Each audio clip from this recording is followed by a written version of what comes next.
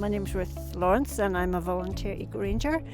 I spent my free times coming out to the road, the country roads, cleaning up litter that is left by visitors and locals alike. We're here in a place called Capnawood today, which is on the Starbog Road, so it's between Kilwater and Glenarm. Very scenic area, but also very heavily littered. I got involved during the lockdown. I had been in England for 20 years and I came back to live in my local area and took a walk one day and was so upset at the state that people had left the countryside in that I started to litter pick myself. And then Abe and the Eco Rangers came along to the local area not long after that and did a group litter pick in Glenarm, and I got involved with that as well, and it's been pretty much constant ever since. Abe got me on board managing the local hub, and so I'm out pretty much weekly cleaning up the local roads. Well, I would usually do it on a weekly basis and I vary my roads, and it would usually take me about 3 hours on average, sometimes more if it's particularly dirty. We find everything from household equipment that people have cleared out of their houses and then just thrown it into the shucks or the ditches here.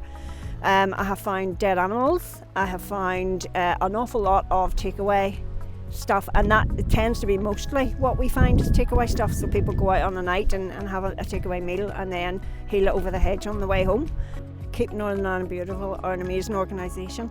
They are so passionate about the environment, passionate about the climate, passionate about wildlife, passionate about keeping our country clean. Live here, love here particularly.